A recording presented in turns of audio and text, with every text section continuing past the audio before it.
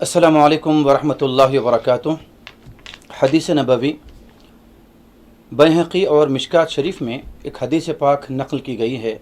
फ़रमाया गया कि हुज़ूर अकरम नूर मुजस्सम अहमद मुश्तबा मोहम्मद मुस्तफ़ा सल्लल्लाहु अलैहि वसल्लम इरशाद फरमाते हैं कि जब ईद का दिन आता है तो अल्लाह तबारक व तआला अपने फ़रिश्तों में फ़ख्र फरमाता है और फ़रिश्तों से पूछता है कि ऐ फ़रिश्तों ज़रा बतलाना उस मज़दूर के साथ क्या सलूक किया जाए कि जिसने अपना काम पूरा कर दिया हो। जवाबन फ़रिश्ते अर्ज़ करते हैं कि इलाहुल आलमीन, जिस मज़दूर ने अपना काम पूरा कर दिया हो तो उस मज़दूर को उसकी मज़दूरी दे देनी चाहिए उसको।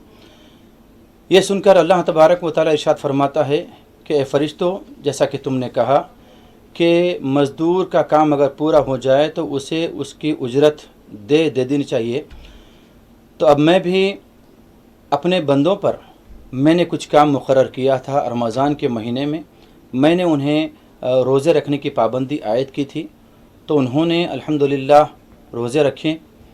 तो अब मैं तुम्हारे सामने ऐलान करता हूँ कि जितनों ने भी मेरी मोहब्बत में, इखलास में रोज़े रखे, इबादतें की, उन्होंने मेरे लिए अपने आप को वक़्फ़ कर दिया, आज ईद के दिन मैं उन तमाम की मग़फ़िरत फ़रमा देता हूँ।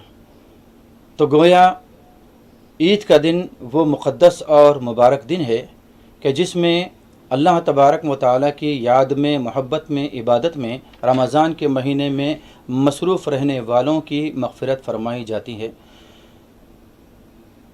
और ये बहुत बड़ा एज़ाज़ है सरकार दो आलम सल्लल्लाहु अलैहि वसल्लम की उम्मत के लिए कि फ़रिश्तों के सामने अल्लाह तबारक व तआला उनकी मग़फ़िरत का ऐलान फरमा रहा है।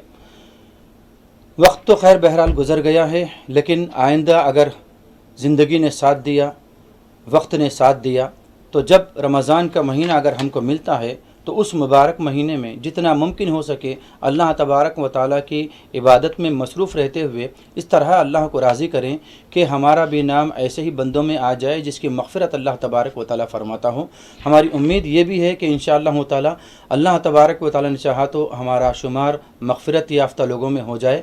हमारी उम्मीद है अल्लाह ताला की इजाज़त से, लेकिन जस्तुजू भी एक बहुत बड़ी अहमियत रखती है।